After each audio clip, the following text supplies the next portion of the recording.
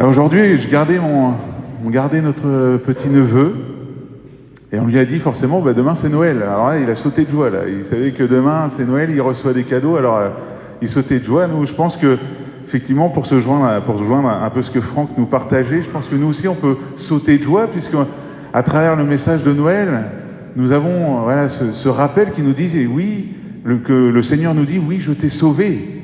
Je t'ai sauvé, et on peut que se réjouir et de dire, Seigneur, merci. Merci pour ce que tu as fait.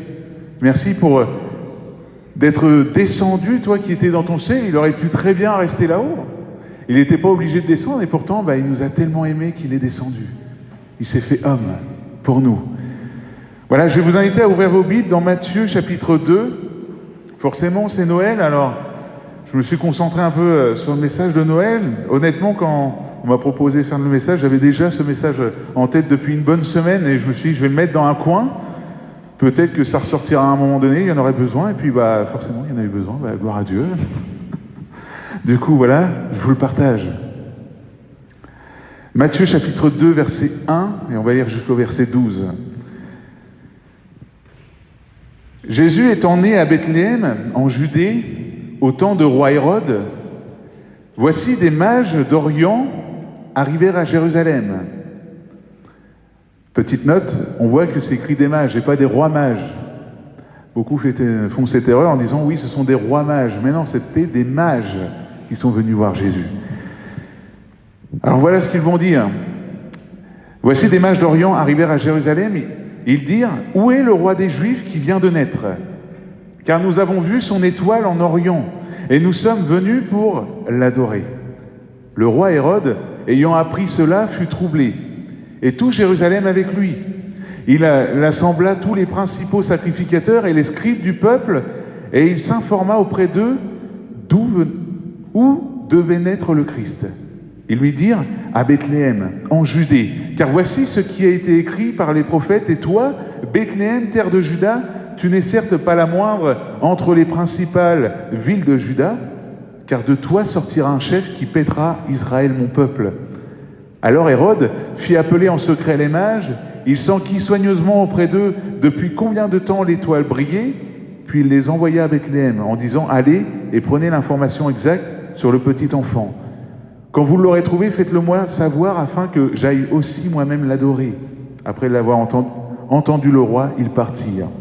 Et voici l'étoile qu'ils avaient vue en Orient marcher devant eux. L'étoile qu'ils avaient vue en Orient marcher devant eux, ça va être mieux. Jusqu'à ce qu'étant arrivée au-dessus du lieu où était le petit enfant, elle s'arrêta. Quand ils aperçurent l'étoile, ils furent saisis d'une très grande joie. Ils entrèrent dans la maison, ils virent le petit enfant avec Marie, sa mère, se prosternèrent et l'adorèrent. Ils ouvrirent ensuite leur trésor et lui offrirent un présent, de l'or, de l'encens et de la myrrhe. Puis, divinement avertis en songe de ne pas retourner vers Hérode, ils regagnèrent leur pays par un autre chemin. Amen. Ça doit faire bizarre pour Hérode. Vous savez, vous avez le roi Hérode qui est là à Jérusalem en train de régner. Et puis tout d'un coup, il y a trois mages qui arrivent et qui disent, voilà, il y a un roi qui vient de naître en Israël. Il est où? On voudrait le voir. Alors forcément, le roi qui lui tient à sa place, forcément, il s'inquiète. Quoi, il y a un roi qui vient de naître en Israël? C'est vrai que quand on se met à la place d'Hérode, on pourrait se dire, mais c'est Hérode le roi. Pourquoi ces trois rois... Pardon, j'allais faire l'erreur aussi. Pourquoi les trois mages viennent arriver aujourd'hui pour me dire où est le roi d'Israël? Mais c'est moi le roi d'Israël. Donc il y avait de quoi s'inquiéter pour lui. Sa place était en danger en tout cas, dans sa tête. Parce que c'était encore du temps avant que Jésus grandisse et commence à... Puis même il n'était pas venu pour venir régner sur Israël, mais c'était un autre règne qu'il apportait. Bon, je pense que vous avez eu l'info cette semaine, mais malheureusement, la France est passée à côté de son étoile. Je regarde Franck parce que je sais qu'il a tombé patiemment. La France est passée à côté de son étoile, c'est triste, mais c'est comme ça, c'est le jeu, c'est Messi qui a eu l'étoile. Est-ce que ça va tenir? Ça va pas tenir, mais je vais vous le laisser comme ça. La France est passée à côté de son étoile et c'est comme ça, c'est le jeu. Ils ont été battus, même s'ils se sont bien battus, hein. Mais malheureusement, ils n'ont pas eu cette étoile laquelle ils désiraient ardemment. Ils avaient les yeux rivés sur cette troisième étoile pour pouvoir dire encore, on est 3 fois champion du monde. Ben non, là ils pourront dire qu'on est 2 fois champion du monde. Cette étoile est revenue à Messie. Ils avaient vu cette étoile et pourtant ils avaient vraiment à cœur d'avoir cette étoile, mais ils n'ont pas réussi à l'avoir. Les mages aussi, quand on regarde à cette histoire que je vous ai lue, là, vous avez vu que cette histoire qu'on a lue ensemble dans Matthieu chapitre 2, elle se concentre sur les mages qui sont venus voir Hérode et qui après sont venus voir Jésus. Comment ils ont pu voir Jésus? Tout simplement parce qu'ils ont vu une étoile extraordinaire apparaître dans le ciel. Qui étaient ces mages pourtant? Alors je me suis concentré sur la définition du mot mage. Il était, voilà, à cette époque, il est parlé, quand on parle de mages, ce sont des hommes sages, des enseignants, des prêtres, des médecins, des astrologues, des voyants, des interpréteurs de rêves, d'augures, devins et des sorciers aussi. Là, les mages dont il est parlé dans l'histoire qu'on a lue ensemble dans Matthieu, il est parlé de savants, d'astrologues qui étudiaient le ciel et qui, voilà, ont vu cette étoile apparaître dans le ciel et se sont mis tout simplement à le suivre. Ils ont suivi cette étoile. Mais avant ça, comme je vous l'ai dit, ils ont passé par la case Hérode, où ils ont dû affronter un peu le roi qui, lui, tout d'un coup vient d'apprendre qu'un roi vient de naître en Israël. Pourquoi? En fait, tout simplement parce que c'est une prophétie qui vient de s'accomplir en cette soirée. Cette soirée-là, il y a eu cette prophétie, on peut le lire ensemble si vous le souhaitez, c'est dans Michée chapitre 5 verset 1, on l'a lu déjà un peu dans l'histoire avec les mages. Michée chapitre 5 verset 1, je vous mets un peu le contexte. Michée, c'est un prophète de l'Éternel qui prophétisait 550 ans avant que Jésus arrive. Ça fait quand même pas mal de temps. 550 ans avant que Jésus arrive, voilà ce que le prophète Michée va dire. « Et toi, Bethléem, Ephrata, petite entre les milliers de Juda, de toi sortira pour moi celui qui dominera sur Israël, et dont l'origine remonte aux temps anciens, au jour de l'éternité. » Amen. Bethléem, voilà pour le petit détail, Bethléem qui veut dire d'ailleurs maison du pain, et Ephrata qui veut dire maison de la fécondité. Honnêtement, des fois, en lisant l'histoire, je me suis dit, mais comment ils ont pu passer à côté, en fait? Comment ils ont pu être inquiets en cette soirée-là, puisque ils avaient quand même cette prophétie. Bon, ils ne savaient pas quand ça allait arriver, c'est vrai. Mais tout d'un coup, ils voient ces 3 rois mages qui sont un peu déclencheurs, en fait, de cette panique qui arrive à Israël. Les 3, je viens de redire encore rois mages, je viens de m'entendre. Ces 3 mages, je vais avoir du mal avec ça, je vous le dis. Ces 3 mages qui viennent voir Hérode et qui déclenchent en fait en disant, voilà, il y a une prophétie qui vient de se réaliser. Vous regardez un peu au ciel, vous voyez cette nouvelle étoile qui vient de briller là, et que l'on suit. Moi, ce qui m'interpelle en tout cas ces mages, c'est qu'ils ont su discerner les temps qu'ils étaient en train de vivre. Ils ont su discerner l'importance du moment. Ils ont vu qu'à ce moment-là, avec cette étoile extraordinaire qui se lève dans le ciel, qu'il y avait quelque chose d'extraordinaire qui était en train d'arriver à Israël. Parce que quand ils viennent d'arriver voir Hérode, ils ont aussitôt demandé, on veut voir le roi d'Israël qui vient de naître. C'est-à-dire qu'ils ont dû quand même s'informer un peu un minimum sur le sujet. Ils ont dû quand même s'informer sur ce qui allait se passer grâce aux prophéties. Et en regardant aux prophéties, comme je vous l'ai lu ensemble dans Michée, Michée annonçait bien qu'un roi allait naître à Bethléem. Et là, du coup, ils ont pu venir devant Hérode en disant, voilà, nous on veut voir le roi qui vient de naître. Vous savez que ce discernement, nous en tant que chrétiens, nous aussi, nous en avons besoin. En tant que de chrétiens, de dire, nous devons savoir discerner les temps qui arrivent. Et pas uniquement en regardant la météo, je vous invite à lire avec moi dans Luc chapitre 12, parce que Jésus va en parler aussi, d'avoir le discernement. Mais là, il va en parler à toute une foule, en parlant un peu des religieux, d'ailleurs, qu'il va appeler hypocrites. Luc chapitre 12, verset 54, voilà ce que Jésus va dire. Puis, s'adressant à nouveau à la foule, Jésus reprit, « quand vous voyez apparaître un nuage du côté de l'ouest, vous dites aussitôt, il va pleuvoir. Et c'est ce qui arrive. Quand le vent du sud se met à souffler, vous dites, il va faire très chaud. Et c'est ce qui arrive. Et là, il va dire, hypocrite. Vous êtes capable d'interpréter correctement les phénomènes de la terre et les aspects du ciel, et vous ne pouvez pas comprendre en quel temps vous vivez. À travers cette parole, on réalise que nous aussi, on doit savoir quel temps on est en train de vivre aussi. Et il ne suffit pas, comme je vous l'ai dit, de regarder à la météo, mais de regarder à la parole de Dieu. Tout comme les mages qui sont venus devant Hérode, ils ont dû quand même se renseigner un minimum sur les prophéties qu'il y avait eu en Israël, qui annonçaient le Messie, qui annonçait qu'un roi allait naître à Bethléem. Et du coup, en regardant à la parole, et même c'est ce que Hérode va faire. Hérode lui-même va faire appeler les sacrificateurs, les scribes du peuple, et va demander à ce qu'on regarde à ce que disait la parole. En tant que chrétiens, nous-mêmes, nous devons avoir cet œil sur la parole pour pouvoir discerner les temps que nous sommes en train de vivre aujourd'hui.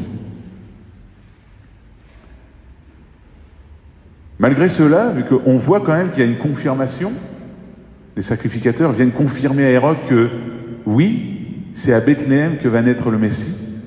On voit qu'ils sont en train de réaliser que effectivement le Messie va naître à Bethléem. Malgré cela, le monde va rejeter Jésus. Malgré cela, ils vont rejeter Jésus. Alors on sait très bien que ça fait partie aussi du plan divin, du plan de Dieu aussi. Mais malgré cela, ça ne va pas changer les choses. Et je vois qu'à notre époque aussi, aujourd'hui, à notre époque, de toute façon, c'est normal, en même temps, vous me direz, c'est le monde, l'esprit du monde, forcément, qui est Satan, veut juste rejeter tout ce qui vient de Dieu. Mais à notre époque aussi, on a tendance, pas nous les chrétiens, mais le monde a tendance toujours à rejeter tout ce qui vient de Christ. Le monde a tendance à toujours rejeter tout ce qui peut venir de Dieu. Exemple, rien qu'aujourd'hui, demain en tout cas, la fête de Noël. On est d'accord ensemble, vous me confirmez, si je n'ai pas tort, la fête de Noël, c'est bien la naissance de Christ. On est d'accord là-dessus. Et pourtant, quand on regarde au monde, tout ce qu'ils vont parler, c'est du fameux vieux monsieur qui descend du ciel, qui offre des cadeaux avec la carte bleue des parents. On est d'accord. Aujourd'hui, justement, mon petit-neveu, là, justement, me disait, avant de partir, tout juste avant de partir de la maison, il dit, oui, demain, c'est le jour du Père Noël. Je me suis retenu un peu de toutes mes forces, je vous le dis, mais je me suis quand même dit, voilà, je vais y dire quand même, parce que c'est important, même s'il a que 3 ans, je lui ai dit, tu sais, moi, je crois pas au Père Noël. J'ai juste dit ça, je dis, mais regarde avec ta mère quand même. Vois avec ta mère, parce que je veux pas de problème, forcément, parce que après, voilà, on va pas créer de problème non plus dans la famille, mais je dis, moi, je crois pas au Père Noël. J'ai juste dit ça, puis voilà, je l'ai laissé partir. Mais forcément, dans la tête de tous les enfants, ce jour-là, maintenant, c'est le Père Noël qui descend. Et c'est à nous, en tant que chrétiens, encore de replacer cette vérité. De replacer la vérité que c'est la naissance de Jésus qui avait un but, qui était de mourir pour le monde, afin de nous racheter de notre péché et de nous sauver. Malheureusement, aujourd'hui, quand vous regardez un peu à Israël, là, aujourd'hui, c'est Hanouka. C'est la fête des Lumières. Aujourd'hui, pour eux, c'est pas Noël, c'est Hanouka, la fête des Lumières, et qui dure jusqu'au 26 décembre. Et ce que j'aime, c'est aussi, Jésus va dire cette phrase dans Jean, chapitre 12, verset 46, pour bien confirmer un peu les choses. « Je suis venu comme une lumière dans le monde, afin que quiconque croit en moi ne demeure pas dans les ténèbres. » Jésus est cette lumière qui est venue briller dans nos ténèbres ce 25 décembre. Alors peut-être que vous n'êtes pas d'accord avec la date, je ne suis pas là pour débattre. On est d'accord qu'il n'y a qu'une seule personne qui est descendue pour vous offrir un cadeau. Ce cadeau qui est la vie éternelle. Cette vie que personne ne peut nous offrir. Seul Jésus avait cette capacité de pouvoir prendre nos péchés sur lui pour mourir sur cette croix. Voilà ce qu'est Noël. La naissance d'un enfant qui devait mourir pour le monde. Aujourd'hui, je vous invite vraiment à ne pas suivre n'importe quelle étoile. Ce jour-là, ce 25, en tout cas, ce moment-là, les mages, eux, ont suivi cette étoile. Une étoile qui les menait à Jésus. Mais on est d'accord, ensemble, qu'après, ils n'ont pas adoré l'étoile. Ils se sont pas dit, voilà, maintenant, c'est la journée de l'étoile. Non, ils sont venus et il est bien écrit qu'ils ont adoré Jésus. Et lui ont offert des présents, des cadeaux, 3 cadeaux, qui ont une grande signification d'ailleurs. Vous connaissez la promenade des célébrités? Oui? Je casse le matériel, désolé, je danse un peu en cachant. Mais... Non, c'est à Hollywood, c'est un peu plus loin. C'est à Cannes aussi peut-être. Ouais, ça ne m'étonnerait pas. La France pour copier est fort. Hein. Mais la promenade, en tout cas des célébrités, celle que je vous parle, est celle d'Hollywood, où il y a une rue où vous retrouvez toutes les étoiles par terre, à chaque pavé. Il y a une étoile avec un nom de star, de célébrité, avec une petite image de ce qu'il était artiste, donc soit de cinéma, soit de chansons ou autre, réalisateur. En tout cas, on voit que ça attire beaucoup de monde. Et énormément de personnes sont attirées parce qu'il y a leur étoile favorite. Il y a leur star favorite. Le star en anglais, ça veut dire étoile, pour ceux qui voient. Voilà, un peu d'anglais en même temps, je ne suis pas très fort, mais en tout cas, ce qu'on peut. Mais en tout cas, chaque personne, même des milliers de personnes sont capables de faire des milliers de kilomètres pour venir juste voir l'étoile de leur star qui, malheureusement, peut-être est décédée depuis un bout de temps, ou encore des personnalités qui sont encore vivantes. Attention à nous aussi de ne pas suivre les fausses étoiles de ce monde. Et l'une des fausses étoiles, comme je vous l'ai dit, c'est celle du Père Noël aussi, de vous faire croire que voilà, c'est une star, hein, c'est la star de Noël, en tout cas pour le monde, qui est venue pour vous offrir des milliers de cadeaux, qui est là pour vous. Quand on regarde à la Bible, c'est pas le Père Noël qui était sur cette croix ce jour-là. Quand on regarde à la Bible, c'est Jésus qui était sur cette croix pour vous racheter. C'est Jésus qui vous a offert, voilà, qui a payé le prix fort de la mort pour nous, qui nous a offert la vie éternelle.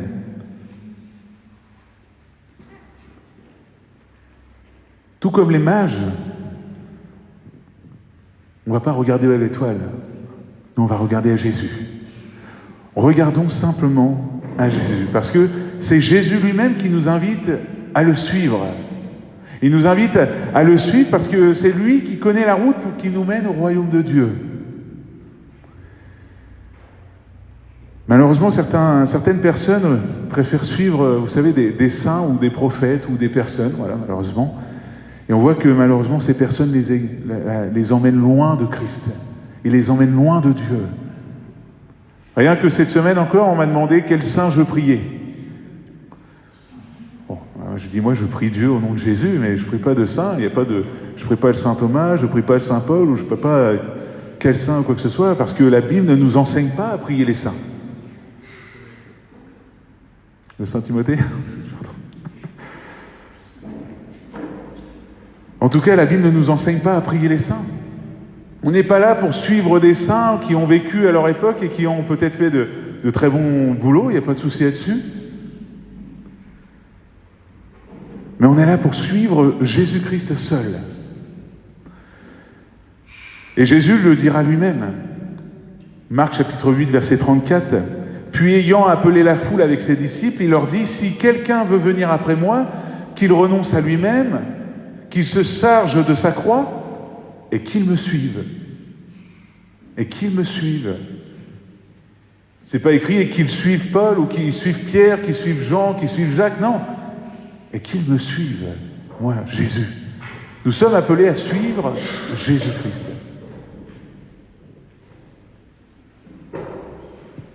D'ailleurs, Paul va aussi en parler à un moment donné dans 1 Corinthiens chapitre 3, verset 4.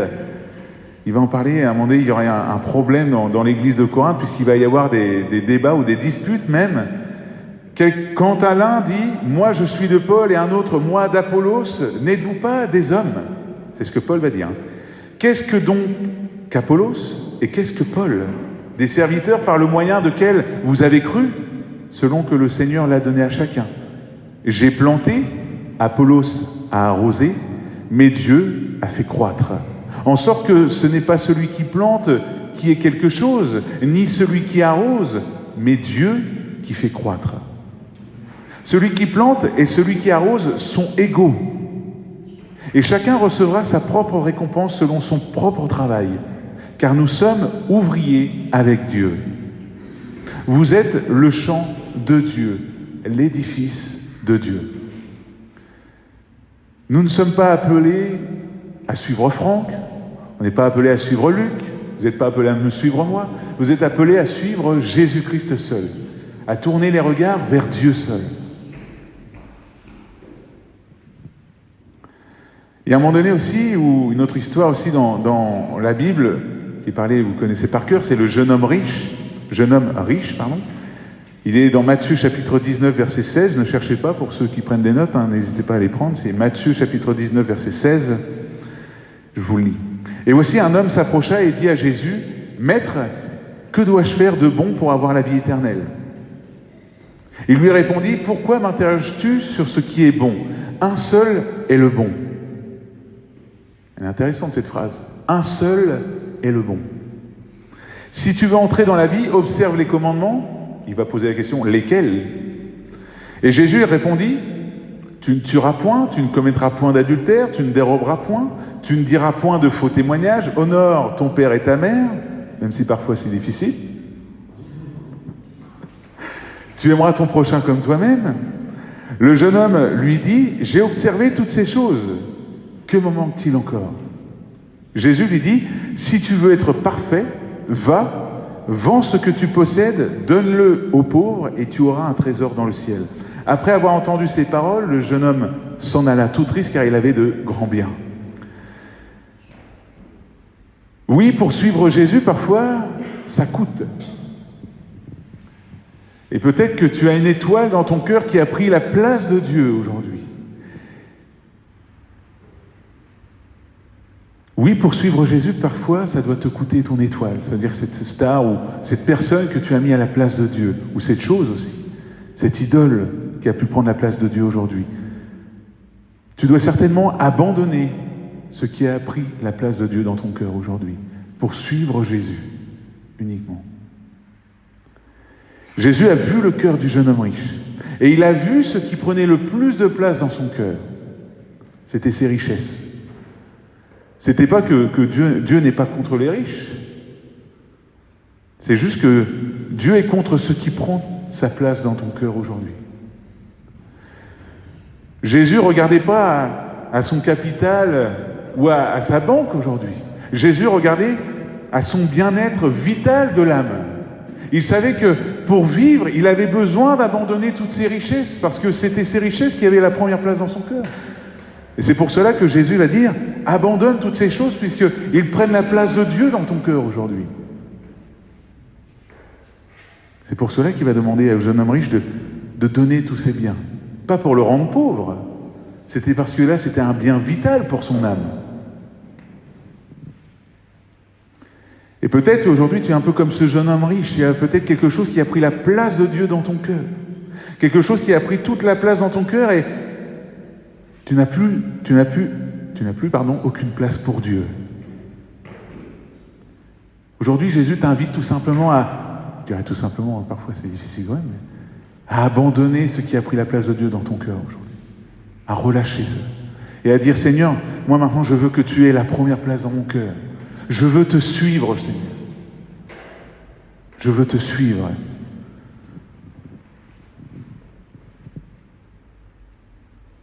Alors oui, peut-être que ça va te coûter, mais tu gagneras derrière bien plus grand que ce que tu perds aujourd'hui. Tu gagnes la vie éternelle, la joie pour l'éternité, la paix pour l'éternité, l'espérance.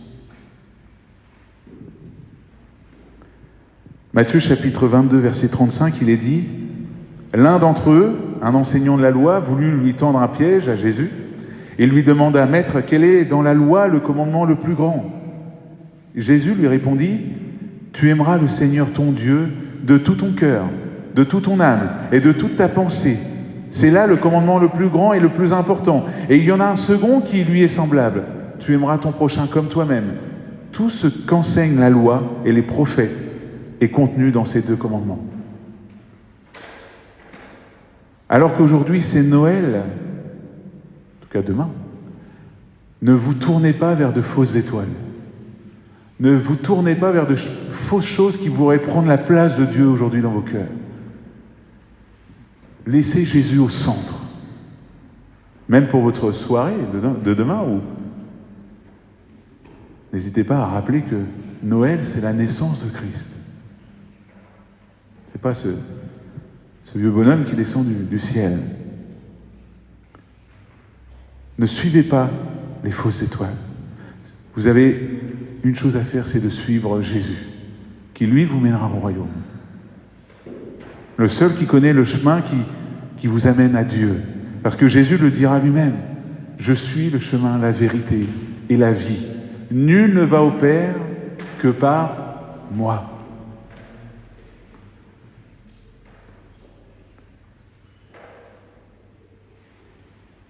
Alors on voit, à travers cette prédication ce soir, qu'il est important pour nous, déjà premièrement, de discerner les temps que nous sommes en train de vivre. À travers ce qu'on regarde, déjà, tout ce que l'on voit, comme je le rappelais mardi, tout ce que l'on voit à travers les infos, tout ce qu'on voit à travers les catastrophes naturelles, tous les bruits de guerre, on voit déjà que tout cela est annoncé. Il ne faudrait pas être comme Hérode ce jour-là, être étonné de ce que les prophéties sont en train de s'accomplir aujourd'hui. Nous avons la parole, et la parole nous a annoncé depuis bien des années que oui, effectivement, Jésus revient, et nous devons être prêts, et plusieurs signes sont là. Alors aujourd'hui, nous devons avoir ce discernement, ne pas hésiter aussi à demander à Dieu, de dire « Seigneur, donne-moi ce discernement » dans la prière. De ce qui est bien et de ce qui est mal, Seigneur. Que je puisse marcher dans ta volonté chaque jour, te suivre. Parce que nous sommes appelés, je le répète pour finir ensemble, nous sommes appelés à suivre Jésus et pas les fausses étoiles de ce monde. Suivre uniquement Jésus. Amen. On prie ensemble. Seigneur, je te remercie, Père éternel, pour ta parole. Merci parce que oui, Seigneur, ce que nous voulons avant tout, c'est replacer la vérité au centre de toute chose. Et la vérité, c'est que ce Noël, Seigneur, que nous allons vivre, c'est avant tout cette grande joie de pouvoir voir que tu es venu, Seigneur, dans ce monde et que tu as payé le prix fort pour nous afin de, Seigneur, de nous racheter, afin de nous sauver, nous qui étions dans notre péché, Seigneur. Je te remercie, Père éternel, parce que ô combien, Seigneur, c'est si grand, si merveilleux pour nous. Nous qui ne méritions rien. Toi qui nous as aimés le premier. Je ne peux que te dire merci avec mes frères et sœurs. Merci, Seigneur. Et encore, aide-nous, Seigneur, encore à porter, Seigneur, à porter cette vérité que ce jour-là, ce jour de Noël, c'est avant tout toi qui es descendu, Seigneur, de ton ciel pour nous sauver. Aide-nous, Seigneur, et détache peut-être des personnes qui t'auraient perdu de vue, qui auraient peut-être tourné les regards vers des fausses étoiles de ce monde. S'il te plaît, Père éternel, viens prendre toute la place dans nos cœurs, prendre toute la place dans nos pensées, dans nos paroles. Qu'en ce jour de Noël, on puisse vraiment replacer la vérité au centre. Parce que Jésus, tu es la vérité. Alors merci, Père éternel, encore de poser ta main. Je pense à toutes ces fêtes qui vont être faites avec nos frères et sœurs, Père éternel. Pose ta main dans chaque famille, que vraiment ils puissent tourner les regards vers toi, que en cette soirée, il y ait des questions qui peuvent être soulevées, Jésus. Des personnes qui se posent les bonnes questions et se tourneraient vers toi en cette soirée. Alors merci, Père, de poser ta main sur chaque personne et qu'ils puissent, s'il te plaît, viens peut-être ôter, Seigneur, ôter toute fausse idole qui peut être là dans les cœurs. Merci de prendre toute ta place dans le nom de Jésus. À toi toute la gloire, Père éternel. Je te remercie pour ce que tu vas faire dans nos vies. Amen.